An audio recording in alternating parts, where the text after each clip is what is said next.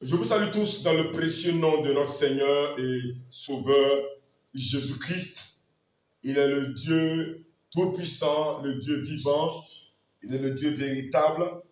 Aujourd'hui, nous sommes encore là pour nous entretenir avec la parole de Dieu, cette parole qui libère, qui guérit et qui délivre. Nous allons écouter la parole du Seigneur dans le livre de Luc, chapitre 22, versets 31 à 32. Il est écrit ceci.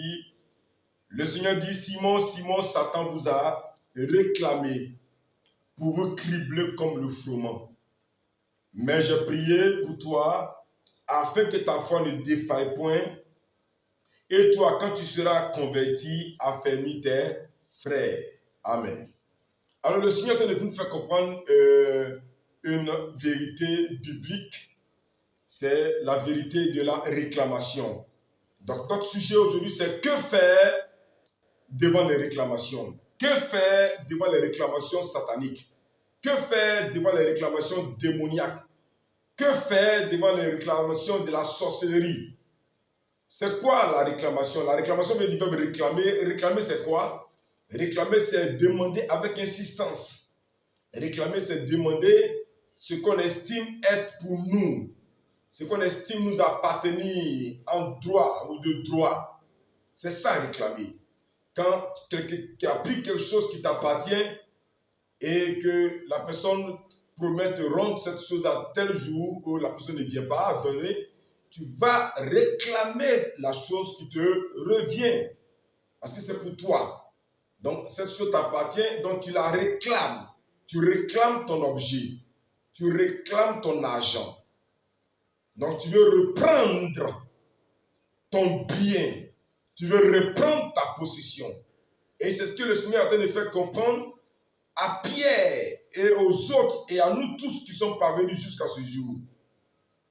Nous savons qu'avant que Jésus-Christ n'arrive, les apôtres ou les disciples étaient, n'est-ce pas, sous l'emprise de l'ennemi. Car la Bible dit que le monde entier est sous l'emprise du diable.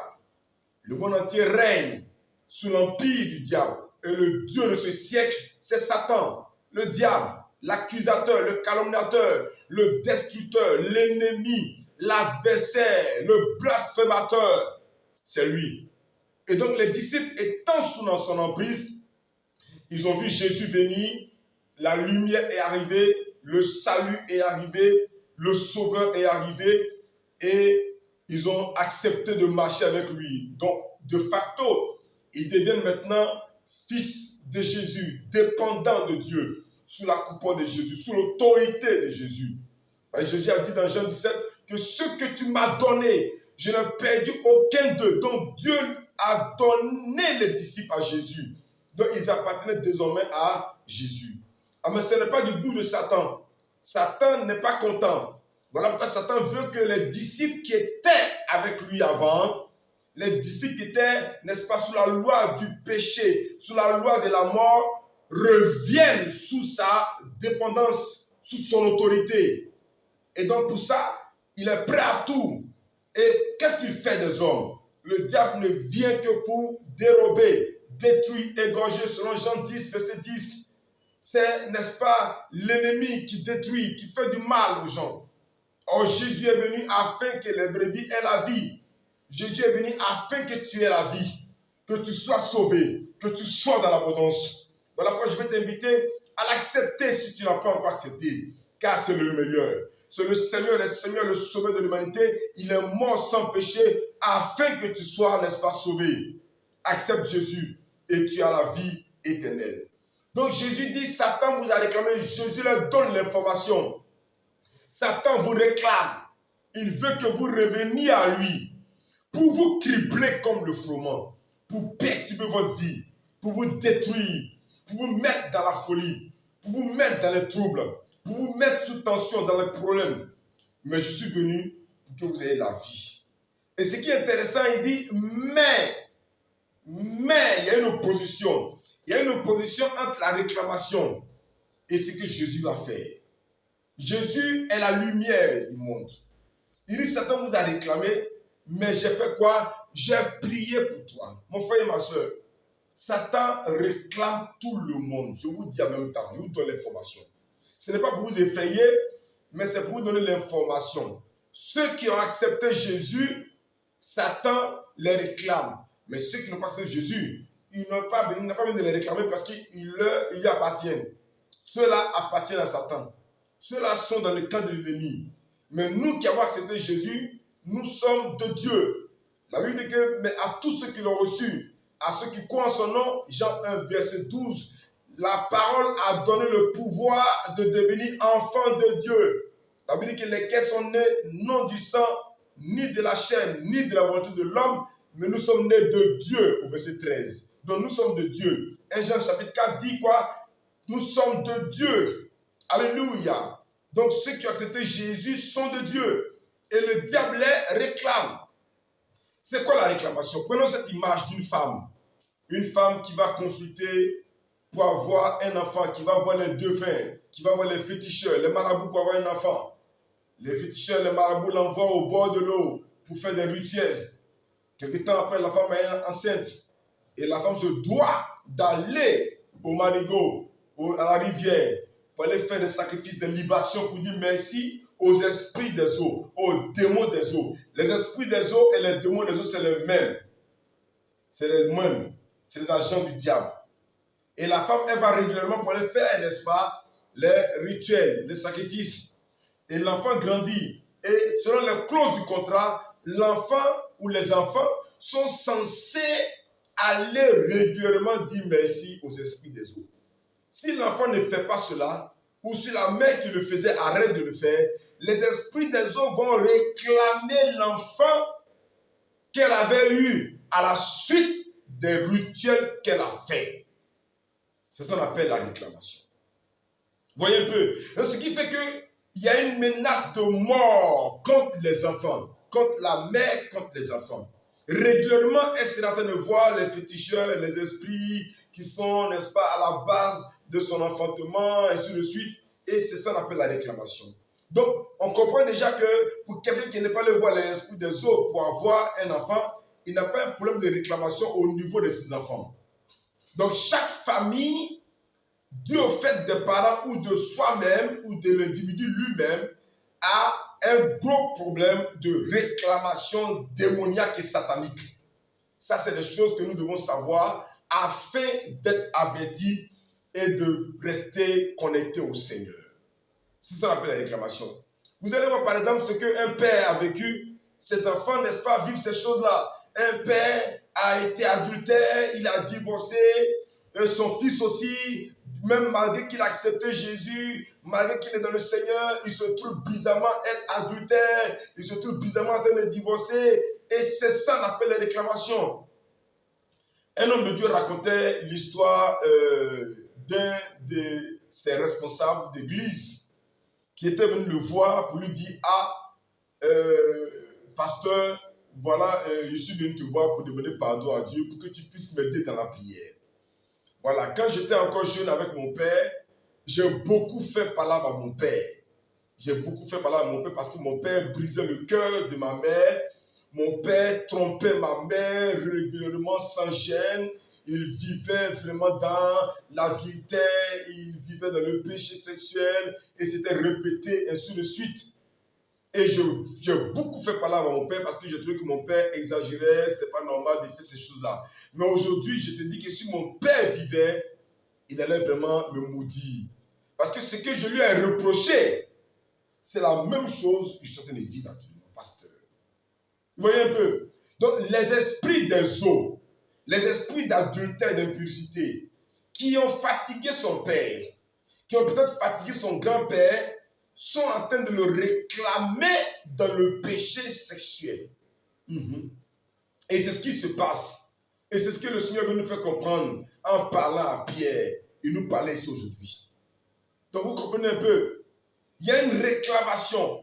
Je connais une famille où tous les enfants sont voleurs. Tous les enfants ont presque fait déjà une fois au moins la prison. Ou à défaut même, faire, n'est-ce pas, 2-3 jours en garde à vue au commissariat. Tous les enfants, je vous assure, il n'y a pas un seul qui n'est pas voleur. Mais si on fouille dans le passé du père ou de la mère, je ne sais pas quoi, il y a un esprit de vol qui a fatigué quelqu'un. Et ça, on appelle ça réclamation. C'est ça la réclamation en fait. Satan a trouvé la famille dans une chose. La famille a fait des choses. Toi-même, tu as fait des choses. Et Satan dit, bon, ce qu'on avait fait ensemble là, il faut continuer. Et quand toi, tu refuses de continuer, il ne veut pas te laisser. Il va te poursuivre dans le but de te faire tomber dans, n'est-ce pas, cette situation. C'est ce qu'on appelle réclamation. Si, avec la grâce du Seigneur, tu as réussi, parce que tu es en Christ, à avoir la victoire, ça ne veut pas dire pour autant que le combat est fini. Voilà pourquoi toute notre vie, nous serons en train de combattre.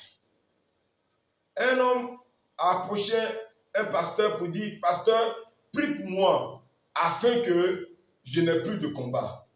Le pasteur dit, il n'y a pas de problème, je vais prier pour toi, afin que tu meurs, que tu ailles auprès du Seigneur.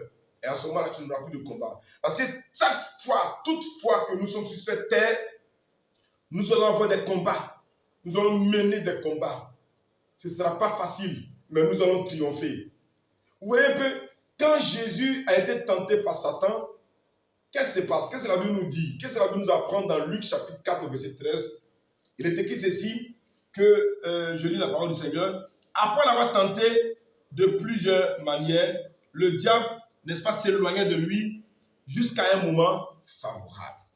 Voilà ce que la Bible dit, que le diable est parti jusqu'à un moment favorable. Le diable réclamait Jésus. Il avait commencé à la naissance. Quand Jésus est né et qu'il était tout petit, le diable réclamait sa vie. Quand il a appris que Jésus était né, il a fait tuer dans la région où Jésus était tous les enfants de 2 ans et moins. Pourquoi? Parce qu'il voulait à la vie de Jésus. Et quand Jésus est devenu adulte dans le désert, quand il était allé gêner, le diable est venu encore pour le réclamer. Et il a eu un moment favorable avec la crucifixion. Mon frère, ma soeur, il y a des réclamations contre toi. Il y a des réclamations contre moi. Nul n'est épargné. Mais ce qui est intéressant, c'est le fait que Jésus dise à Pierre, j'ai prié pour toi. J'ai prié pour toi afin que ta foi ne défaille point. Quand tu seras converti, affermis tes frères. Jésus a prié pour Pierre. C'est ce qui est intéressant. Mon frère, la seule clé, c'est l'autorité de la prière. Pour briser les réclamations, pour triompher des réclamations, c'est la prière. Oui. Lève-toi dans la prière, là où le diable te réclame, là où tu sens qu'il y a des combats. Lève-toi dans la prière. Quand tu vas remporter la victoire, ce n'est pas fini. Demeure dans la prière. C'est pour ça que l'apôtre Paul a dit, priez sans cesse. Garde le feu de la prière allumé.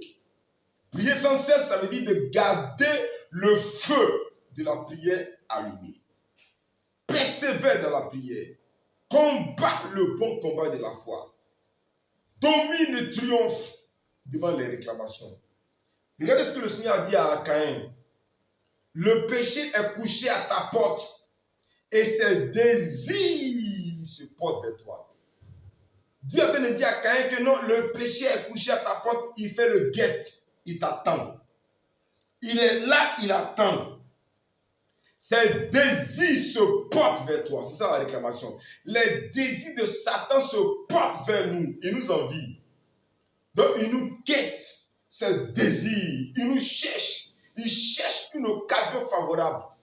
Mais toi, tiens-toi debout dans la prière. Dans la prière de combat. Parce que dans la réclamation, la prière contre la réclamation, ce n'est pas la prière de supplication. Ce n'est pas la prière où on pleure sur un quelconque péché. Non. C'est la prière où on se lève et on prend autorité pour briser toute réclamation démoniaque et satanique. Pour briser tout ce que le diable est en train de préparer comme plan. Pour combattre et remporter la victoire au nom de Jésus. Lève-toi. Triomphe dans la prière. Lève-toi et fais attention. Sois informé. Le Seigneur dit que si vous savez ces choses, vous êtes heureux. Tu sais qu'il y a une réclamation, tu es heureux. Si tu ne savais pas, tu allais penser que la vie était facile, était simple et tu allais marcher comme si de rien n'était. Jusqu'à ce que tu te retrouves dans une situation que les parents ont vécu. Triomphe par la prière. Domine dans la prière. Nous voulons t'aider. Toi qui me suis, nous voulons t'aider. Nous voulons t'aider à avoir la victoire. Nous voulons t'aider à triompher. Nous voulons prier ensemble afin que le Seigneur te donne la victoire. Je prie que tout ce qui est réclamation contre ta vie tombe au nom de Jésus. Que Dieu te donne d'être debout sur tes pieds. Affermis-toi, fortifie-toi et prends courage. Et domine par la prière. Fais tomber les réclamations par la prière. Et le diable sera dans la défaite au nom de Jésus. Tu auras affaire toujours à combattre. Chaque famille a ses réalités. Chaque chrétien a ses combats. Chacun a ses combats. Chacun a ses réalités. Mais en toutes choses, tu dois remporter la victoire. Parce que tous ceux qui sont nés de Dieu triomphent du monde. Tous ceux qui sont nés de Dieu triomphent du monde. Et la victoire qui triomphe du monde, c'est notre foi. Donc Allah, c'est la prière de la foi. La prière de la foi. La prière d'autorité pour faire tomber les réclamations sataniques. Nous n'appartenons plus à Satan. Il ne peut plus avoir part avec nous. Il ne peut plus, il ne doit plus nous mettre dans une situation dans laquelle on était avant. Que Dieu nous donne la victoire. Que Dieu t'aide. Que Dieu te soutienne. Et que tu te lèves comme un lion. Et que tu triomphes au nom puissant de Jésus. Sois béni. N'oubliez pas de, n'est-ce pas, vous abonner et de, n'est-ce pas, cliquer sur la cloche de notification pour ne pas, n'est-ce pas, rater les autres, n'est-ce pas, messages qui viennent pour vous édifier, pour nous édifier. Et nous pouvons partager pour aider quelqu'un et liker aussi. Si vous avez besoin vraiment de prière, d'aide, vous pouvez le signaler en commentaire. Nous allons organiser le temps de prier ensemble. Et si vous avez vraiment des suggestions à faire par rapport à ce message que nous avons apporté et ce que nous sommes en train de faire sur, n'est-ce pas, ce compte YouTube ou Facebook, vous pouvez, n'est-ce pas, faire des commentaires afin que nous puissions rentrer dans le cadre de ce que le Seigneur veut au travers de vous. Que la grâce de Dieu aide quelqu'un, que la main du Seigneur soit sur la vie de quelqu'un, que Dieu te donne de triompher, d'être victorieux, de vivre une vie chrétienne épanouie tous les jours dans la victoire. Parce que le Seigneur veut que tu triomphes dans la prière, de la foi, l'autorité de la prière au nom de Jésus. Que Dieu te bénisse. Amen.